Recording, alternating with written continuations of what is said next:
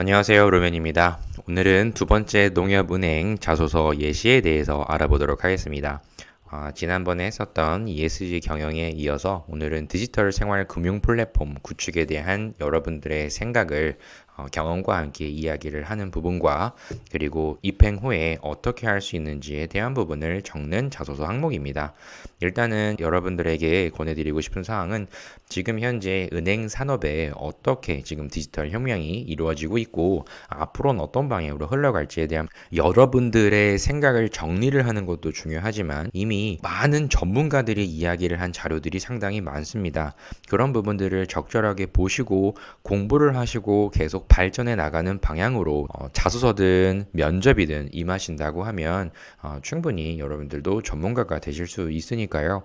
너무 지금의 완성도를 요구한다 이런 생각은 좀 버리시는 게 좋습니다. 이 자료를 그래서 제가 많이 추천을 드립니다. 은행을 앞으로 어떻게 할 건지 모두 지금 지점이 다 없어지고 모두가 디지털화가 된다고 하는 이 시대 속에서 앞으로는 어떤 플랫폼이 구축이 돼서 바꿔갈 건지 이 금융산업에 대한 이해도를 여러분들이 명확하게 알고 계셔야만 실제로 면접에 가서도 이 부분을 이야기를 하실 수가 있습니다. 여기 이렇게 간단하게만 제가 이렇게 이 표로 보여드리는데요.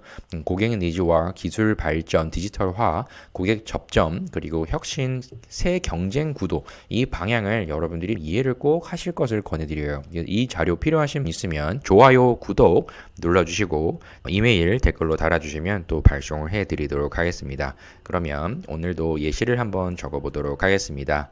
디지털 생활금융 플랫폼 구축에서 가장 중요한 요소는 고객에게 적합한 상품인지 정확하게 판단하고 계약서를 제공하고 확인받는 절차라고 생각됩니다.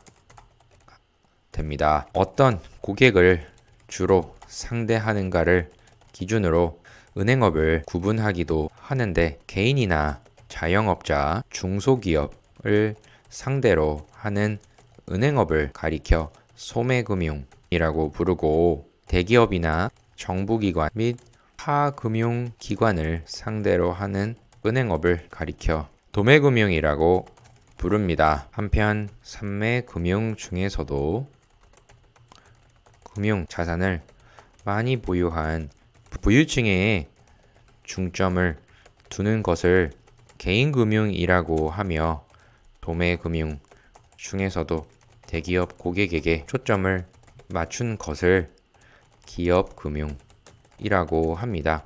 이거는 뭐 줄줄이 이렇게 쓴다기보다요. 여러분들에게 이 정도의 상식 모르시는 분도 있기 때문에 이거를 좀 알려드리고자 겸사겸사 이렇게 적는 거예요. 전반적인 이런 상황을 나는 알고 있다. 배경 지식이 이렇게 알고 있다. 이런 부분을 어필한 자소서 내용입니다. 그래서 지금부터는 이제 경험이 들어가겠죠. 어떻게 내가 할 수 있는지.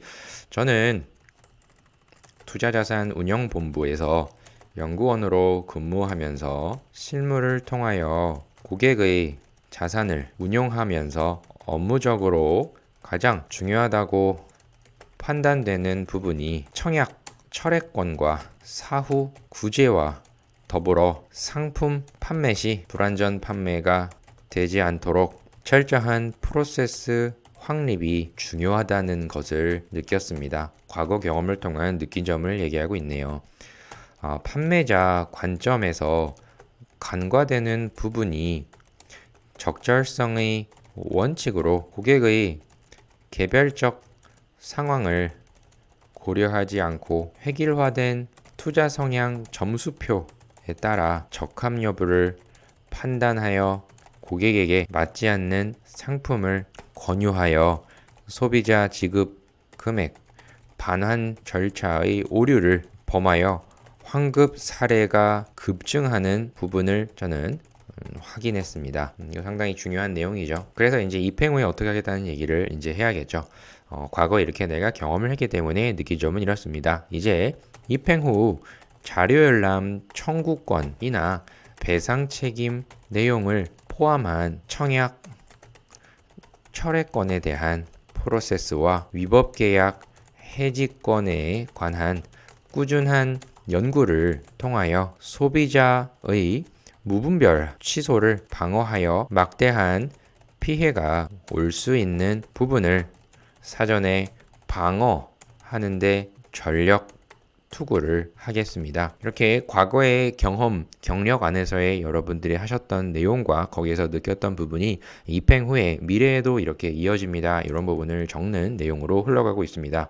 심층적이고 보다 구체적 사안으로 2021년부터 새롭게 적용되는 금융 법률 부분에서 투자자문과 보험 판매자의 법적 효과에서 소비자에게 원본을 반환하는 조건 이외에 상품 권유 판매자에게 직접적 페널티를 부여하여 상품의 가치와 책임 의무 강화를 통하여 디지털 생활 금융 플랫폼 법률 개선에 노력하는 직원이 되겠습니다. 노력하겠습니다. 이렇게 적어보았습니다. 그래서 전반적인 상황을 저는 이해를 하고 있고요. 과거에는 유사한 경험이 있기 때문에 이 부분을 앞으로 어떻게 하겠습니다. 이렇게 작성한 예시니까요. 여러분들도 이렇게 세 단락으로 나눠서 작성하신다고 하면은 작성하는데 크게 어렵지는 않으실 겁니다.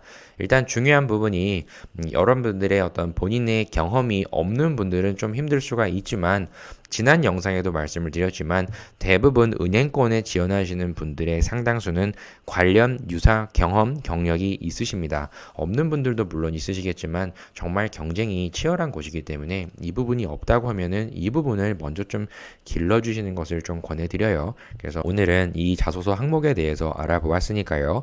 여러분들 그 다음 항목은 그나마 좀 쉽습니다. 지원 동기와 여러분들의 개인적인 장점이 드러날 수 있는 부분만 이제 마무리를 하면 되니까요. 요 다음 영상 또 제가 올려드릴 테니까 그 전까지 이 두 가지 항목에 먼저 써보시는 것을 추천드립니다. 그럼 좋아요, 구독 눌러주시고 다음 영상에서 또 뵙도록 하겠습니다. 감사합니다.